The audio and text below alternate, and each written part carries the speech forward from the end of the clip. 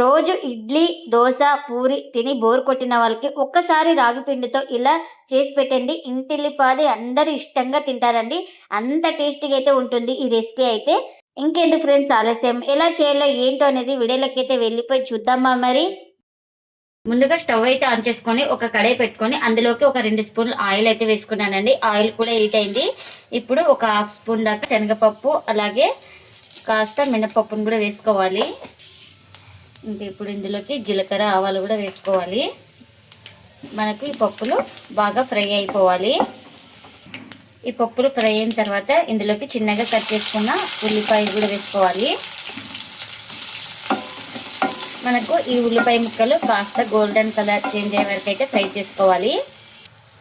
ఇంకా ఈ ఉల్లిపాయ ముక్కలు కాస్త గోల్డెన్ కలర్ వచ్చిన తర్వాత ఇందులోకి చిన్నగా కట్ చేసుకున్న మిర్చి అయితే వేసుకోవాలి. అలాగే ఒక క్యారెట్ అయితే ఇలా తురిమి వేసేసుకోవాలి.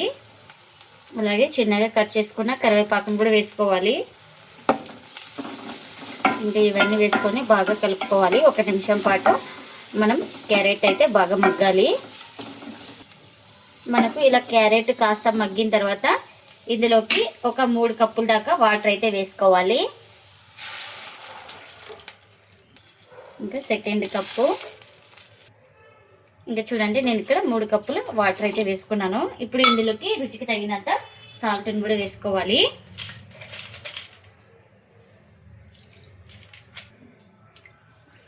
ఇంకా ఇలా మొత్తం బాగా కలుపుకొని మనకు బాగా ఈ వాటర్ అనేది బాగా బాయిల్ అవ్వాలి. ఇంకా చూడండి మనకు ఎసరు అయితే వస్తుంది కదా. ఇంకా ఇప్పుడు స్లిమ్లో పెట్టుకొని నేను ఇక్కడ కప్పున్నర రాగిపిండి అయితే తీసుకున్నాను. కప్పున్నర రాగిపిండికి 3 కప్పుల వాటర్ అయితే వేసుకోవాలి. ఇంకా ఇలా రాగిపిండి వేసుకొని బాగా కలుపుకోవాలి. ఇంకా ఎక్కడ ఉండలు లేకుండా బాగా కలుపుకోవాలి. ఇంకా ఎక్కడ ఉండలు లేకుండా అయితే బాగా కలుపుకున్నాను. మనకు ఇది కాస్త పిండి దగ్గర పడే వరకు అయితే ఉడికించుకోవాలి.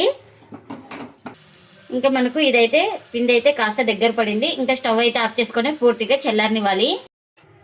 ఇంకా చూడండి ఇలా పూర్తిగా చల్లారింది కదా. ఇప్పుడు కాస్త చేతికి తడి చేసుకొని మనకు ఏ సైజు కావాలో ఇంకా ఆ సైజు ఇలా ఉండలాగా చుట్టుకోవాలి. ఇక్కడ మనకు క్రాక్స్ లేకుండా. చూడండి నేను ఇక్కడ ఈ సైజ్ అయితే ఉండైతే చుట్టుకున్నాను. ఇంకా ఇప్పుడు ఒక ప్లేట్లోకి అయితే తీసుకుంటున్నా. ఇంకా మనం ఇలా ఉండ చుట్టేటప్పుడు చేతికి ఆయిల్ కానీ, నెయ్యి కానీ, వాటర్ కానీ ఏదైనా మనం అప్లై చేసుకోవచ్చు. ఇలా మీకు నచ్చిన సైజులో పిండి అయితే తీసుకొని ఇలా రౌండ్గా చుట్టుకోవాలి.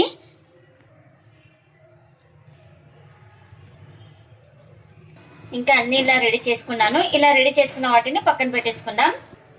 మనం స్టీమ్ చేసుకోవడానికి ఇలా చిల్లుల గిన్నె అయితే తీసుకొని ఇంకా దీనికి ఆయిల్ అయితే అప్లై చేసుకోవాలి. మీ ఇంట్లో చిల్లుల గిన్నె లేకుంటే చిల్లుల ప్లేట్ కానీ ఏదైనా తీసుకోవచ్చు. స్టీమ్ చేసేది ఉంటే కూడా తీసుకోవచ్చు. ఇలా మొత్తం ఆయిల్ అయితే అప్లై చేసుకోవాలి ఇలా సైడ్లకి మొత్తం. మీకు ఇక్కడ ఆయిల్ అయితే ఇష్టం లేకుంటే బటర్ కానీ గీ కానీ ఏదైనా అప్లై చేసుకోవచ్చు. ఇలా మొత్తం అప్లై అయితే చేసుకున్నాను కదా. నేను ఇక్కడ కడాయిలో వాటర్ అయితే వేసుకున్నాను. వాటర్ కూడా బాగా బాయిల్ అవుతుంది కదా. ఇప్పుడు మనం ముందుగా ఆయిల్ అయితే అప్లై చేసుకున్నాం కదా. ఈ చిల్లుల గిన్నె పెట్టుకొని ఇంకా ఈ రాగి ముద్దలు అయితే పెట్టుకోవాలి ఒక్కొక్కటి ఇలా. ఇంకా మనం ముందుగా చేసుకున్న వాటిని ఇలా ఒక్కొక్కటి పెట్టేసుకోవాలి. ఇంక ఇలా మొత్తం అన్ని పెట్టేసుకున్న తర్వాత ఇంకా ప్లేట్ అయితే కవర్ చేసుకొని ఒక 5 మినిట్స్ అయితే స్టీమ్ చేసుకోవాలి. ఇంకా ముందుగా ఒక మిక్సీ జార్ అయితే తీసుకొని ఇంకా అందులోకి పప్పు అయితే వేసుకోవాలి. ఇప్పుడు ఇందులోకి కాస్త పల్లీలు కూడా వేసుకుంటున్నా. ఇంకా ఇందులోకి మిర్చి కూడా వేసుకోవాలి. అలాగే రుచికి తగినంత సాల్ట్. ఇంకా గ్రైండ్ చేసుకోవడానికి కాస్త వాటర్ కూడా వేసుకొని మనం మూత పెట్టుకొని గ్రైండ్ చేసుకోవాలి. ఇంకా గ్రైండ్ చేసుకున్న చట్నీని ఒక బౌల్లోకి అయితే తీసుకుంటున్నా. ఇంకా ఈ చట్నీకి పోపు కూడా రెడీ అయిందండి. ఈ పోపును కూడా ఈ చట్నీలోకి అయితే వేస్తున్నా. ఇంకా మనకు చట్నీ అయితే రెడీ అయిపోయింది. ఇంకా 5 మినిట్స్ స్టీమ్ చేసుకొని స్టవ్ అయితే ఆఫ్ చేసుకొని చల్లారిన తర్వాత అయితే చూపిస్తున్నానండి. ఇంకా ఇప్పుడు ఇవి అయితే రెడీ అయిపోయినాయి కదా. ఇంకా ప్లేట్లకి అయితే సర్వ్ చేద్దాం. రాగి పిండితో ఎంతో టేస్టీగా ఉండే ఈ బ్రేక్ఫాస్ట్ చాలా రుచిగా చాలా టేస్టీగా అయితే ఉంటుందండి. మార్నింగ్ బ్రేక్ఫాస్ట్ గాను నైట్ డిన్నర్ గాను ఎలా అయినా చేసుకొని తినొచ్చండి.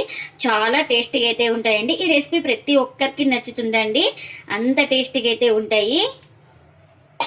ఇంకా ఇందులోకి చట్నీ కూడా చేసుకున్నాం కదా, చట్నీని కూడా సర్వ్ చేస్తున్నా. మీరు కూడా తప్పకుండా ఒకసారి రాగి పిండితో ఇలా ట్రై చేసి మీకు ఎలా వచ్చిందో కామెంట్ అయితే చేయండి ఫ్రెండ్స్. ఇదండి ఇవాళ వీడియో.